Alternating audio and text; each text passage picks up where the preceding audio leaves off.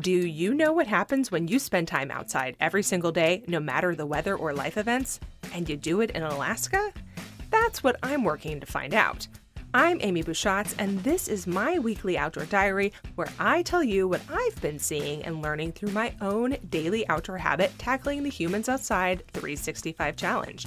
Sometimes it's awesome. Sometimes it's hilarious and full of fails. But it's always my real life. Let's go.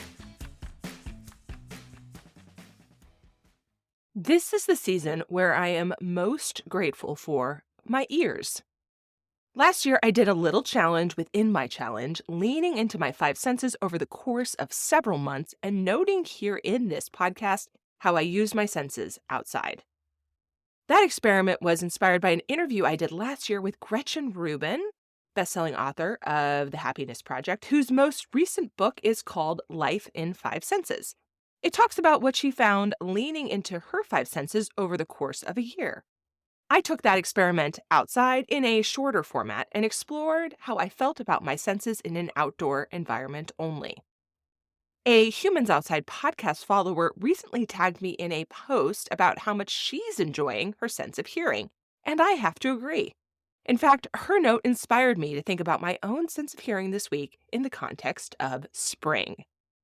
Before I saw her post, I had been delighting in the sounds of birds chirping and birdsong I can hear through my window as I go to sleep in the evening. That's a phenomenon I only experience in the spring and summer months as light grows and the days grow warmer. This time of year, when I go to bed and when I wake up, it is light outside. In fact, I won't see darkness here in Alaska until sometime in late August, when one morning I'll wake up and it won't quite be sunrise. It's one of my favorite things about Alaska summer. I composed this podcast episode standing in my backyard where I was marveling at how the green grass shoots are coming up among the brown, still dead lawn. I gazed at the tiny plants growing around the periphery of my yard, including small Devil's Club shoots. Devil's Club is a spiky big leaf plant right now in baby stages, and I will most certainly be yanking out the ground because it gets out of control. I also spotted the beginning of fireweed, my most favorite thing ever. It's a green plant that produces purple flowers in the mid to late summer before it turns red in the fall, marking the oncoming of winter. As I wandered around the yard, I also heard the chatter of one of our regular squirrel neighbors. It was offended by the presence of my dog, Sam. I spotted it as it ran along my fence on what we call the squirrel superhighway. I am glad to say that I'm confident this fella is not storing goods in my roof because last year we put up metal netting, and so I am free to simply enjoy watching it traverse and listening to its discussion about the matter. In the trees, I heard a quiet tapping as a woodpecker hopped up and down one of the trunks, knocking around for some tasty bugs to enjoy. Our woodpeckers tend to be small, but they are vibrant and so fun to watch. In the mornings and evenings, I hear the chickadees chattering and calling. I wouldn't call myself a bird person per se, but I do enjoy their songs and sounds that greet me in the morning and put me to bed at night. I live next to a high school, so not all of my outdoor sounds are animal-based. Not all of them are the hum of breeze through the newly emerging leaves. Instead, many of them are the sounds of kids playing. In the fall, that's football or the marching band. This time of year, it's track meets and soccer. I've also been hearing the sounds of construction in the what was not long ago woods behind my house. You'll recall that the school district did some clear cutting adjacent to my backyard. I hear the sounds of the backhoe and dump truck moving forward and backwards as they conduct their business, and I'll admit to being a little afraid to see what they've been doing. Winter, of course, has sounds too. There's the howling of wind through the bare trees.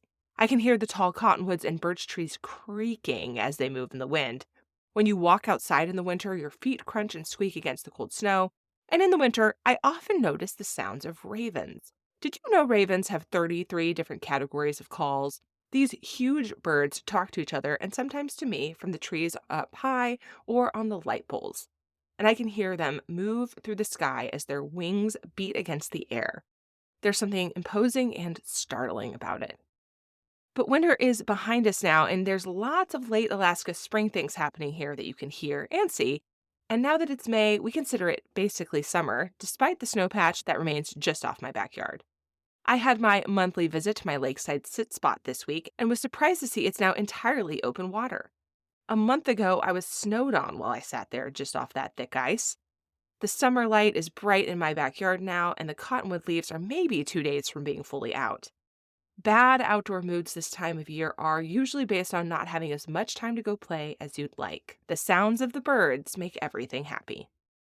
You can see photos of my daily outdoor playtime on Humans Outside on Facebook and Instagram, and I want to see your photos too, of course I do. Tag them with #HumansOutside365. Until next time, we'll see you out there.